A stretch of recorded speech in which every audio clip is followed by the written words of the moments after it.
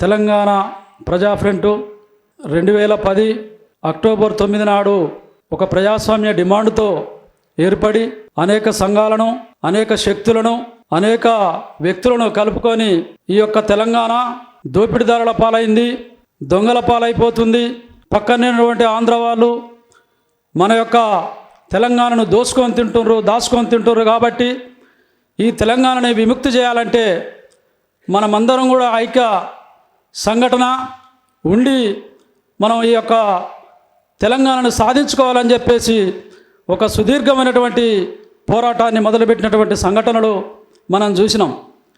అది ఇంతకుముందు ఐక్య కార్యాచరణ కమిటీ కానీ, లేదా తెలంగాణ జనసభ కానీ, తెలంగాణ మహాసభ కానీ అనేక రూపాల నుంచి వచ్చుకుంటూ తెలంగాణ ప్రజా ఫ్రంట్గా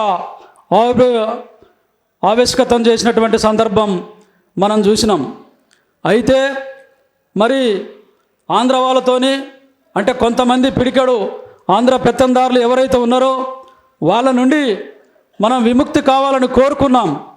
అయితే వచ్చినటువంటి తెలంగాణ కోసం ఎంతోమంది విద్యార్థులు వాళ్ళ యొక్క ప్రాణాలను బలి తీసుకున్నటువంటి సందర్భం కూడా చూసినాం. ఎంతోమంది కళాకారులు, విద్యార్థులు, మేధావులు రోడ్ల మీదకి వచ్చి మా తెలంగాణ మాకు కావాలి, తెలంగాణలో నీళ్లు కావాలి, నిధులు కావాలి, ఉద్యోగాలు కావాలి, అన్నీ కావాలని చెప్పేసి కొట్లాడినటువంటి పరిస్థితి మనం చూసినాం. కానీ తెలంగాణ వచ్చిన తర్వాత తెలంగాణలో జరుగుతున్నది ఏందంటే తీవ్రమైనటువంటి నిర్బంధాన్ని ప్రయోగించి తెలంగాణలో ఎవరి పాలైంది అంటే దొరల పాలైంది, దొంగల పాలైంది, భూస్వాముల పాలైంది, పెత్తందారుల పాలైంది, కార్పొరేటర్ల పాలైంది చెప్పేసి నేను అంటున్నా. ఎందుకయ్యా అంటే ఇవాళ తెలంగాణలో మాట్లాడదామంటేనే చాలా భయమైనటువంటి పరిస్థితి ఏర్పడుతుంది. ఇవాళ తెలంగాణలో ఒక వేదిక మీదకి వచ్చి మాట్లాడి ఇది మంచిది కాదు, ఇది అన్యాయము, ఇది ఎందుకు చేస్తున్నారు అని చెప్తే అర్బన్ నక్సలైట్ల పేరుతో ఇవాళ మనని జైళ్ళలో పెట్టి ప్రశ్నించేటువంటి గొంతుల్ని కూడా మాట్లాడకుండా చేసే సందర్భం మనం చూసినాం. ఎందుకయ్యా అంటే ఇవాళ ఇంతకుముందు మిత్రుడు ఒక చిట్టి పంపిండు, గాదయ్యని ఎందుకు అరెస్ట్ చేసిరా అంటే ఆయన కేవలం ఒక అనాథలకు ఒక హాస్టల్ పెట్టి పేద విద్యార్థులకు పెళ్ళిళ్ళు చేసి చాలా మంచి విధానం కొనసాగుతూ ఉంటే ఒక చిన్నపాటి ఒక మహాసభలో పోయి ఒక సభలో పోయి అన్న ఆ జరిగినటువంటి సంఘటనని వివరించినందుకే ఆయన తీసుకుపోయి అలా చెంచలు కూడా జైల్లో పెట్టినటువంటి సందర్భం మనం చూసినాం. అంటే ఒక విషయాన్ని విషయంగా చెప్పటం కూడా తప్పనేటువంటి సందర్భం మనం చూసినటువంటి పరిస్థితి. కాబట్టి మరి తెలంగాణలో ఇప్పుడు రాబోయే రోజులు చాలా సీరియస్గా ఉన్నాయి. ఎందుకంటే ఇవాళ మనం ఆంధ్రజ్యోతి పేపర్లో చూసినాం, ఇక మొదలైంది అర్బన్ నక్సలైట్లే తప్ప ఇంకోటి కాదని చెప్పేసి అంటారు. మరి అర్బన్ నక్సలైట్లు ఎవరో మనకైతే తెలియదు. ఎందుకంటే మనం తెలంగాణలో మాకు ఉద్యోగాలు కావాలి, తెలంగాణలో భూములు కావాలి, తెలంగాణలో నీళ్లు కావాలి, నిధులు కావాలని కొట్లాడినమే తప్ప మనం ఎక్కడ కూడా తుపాకులు పట్టుకొని కొట్లాడలేదు, కత్తులు పట్టుకొని కొట్లాడలేదు, గొడ్డలు పట్టుకొని కొట్లాడలేదు. మరి ఈ పరిస్థితిలో తెలంగాణ ప్రజా ఫ్రంట్ మీద కేసీఆర్ ప్రభుత్వం ఉన్నప్పుడు నిషేధం 22 సంఘాల మీద నిషేధం విధించి ఈ సంఘాలు ఇవి ప్రభుత్వానికి యాంటీ వాయిస్ తీసుకొస్తున్నాయి కాబట్టి వీటిని మేము నిషేధిస్తామని చెప్పేసి ప్రకటించినటువంటి సందర్భంలో తెలంగాణలో కీలక భూమి పోషించినటువంటి తెలంగాణ ప్రజా ఫ్రంట్ను నువ్వు ఎట్లా వేరే రకమైనటువంటి ముద్రలు చేసి ఇబ్బంది పెట్టే సందర్భం కేసీఆర్ ప్రభుత్వం చేసి చివరకు మాట్లాడే వ్యక్తులను కూడా ఊపా కేసులు పెట్టి జైల్లో పెట్టినటువంటి సందర్భం మనం చూసినాం.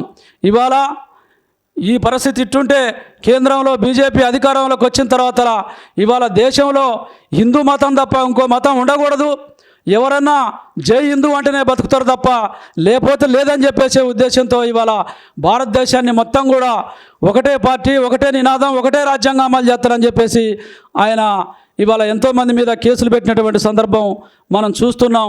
ఇప్పుడు రేపు మన మీద కూడా కేసులు పెట్టే సందర్భం ఉంది. కాబట్టి మనం అందరం కూడా ఐక్యమై అందరం అంటున్నాం, ఐక్యమైదాం, అందరం పోరాడదాం అంటున్నాం. కానీ ఎవరు పోరాడే పరిస్థితుల్లో లేరు, అందరూ ఐక్యమయ్యే పరిస్థితుల్లో లేరు. ఎందుకు లేరు అంటే ఉదాహరణకు గాదయ్యని తీసుకపోతే పేపర్ ప్రకటనలు తప్ప లేదా ఒక ప్రెస్ మీట్లు తప్ప రోడ్ల మీదకి వచ్చినటువంటి సందర్భం లేదు. గాదయ్యన్న అందరికీ తెలిసిన మనిషి కాబట్టి ఆ మాత్రం చేశారు. కానీ ఇవాళ మిథున సంజయరావు అనేటువంటి జైలుకు పోతే కనీసం ఆయన ఎవరయ్యా, ఎట్లా పోయిండు, ఎవడో అనే మన పేరు కూడా చెప్పుకునే స్థితి లేదు. కాబట్టి ఇలాంటి సందర్భాలలో మేధావులైనటువంటి వాళ్ళు, బుద్ధిజీవులైనటువంటి వాళ్ళు, ఆలోచన పరులైనటువంటి వాళ్ళు ఇవాళ తెలంగాణలో అందరినీ ఒక ఏకతాటి మీద తీసుకొచ్చి ఇవాళ తెలంగాణ సమాజానికి ఒక ధైర్యాన్ని నూరిపోసేటువంటి శక్తిని రూపొందించే విధంగా ఉండాలని చెప్పేసి మేము కోరుతున్నాం. అయితే మిత్రులారా, ఇవాళ బీజేపీ కేంద్రంలో ఏదైతే ఒకే జెండా, ఒకే నినాదం, ఒకే పార్టీ ఉండాలనేటువంటి దుర్మార్గమైనటువంటి స్థితి ఏదైతే ఆలోచించిందో, ఇది కేవలం మన ఒక్కళ్ళ మీదనే కాదు, ఇది క్రైస్తవుల మీద చేస్తుంది.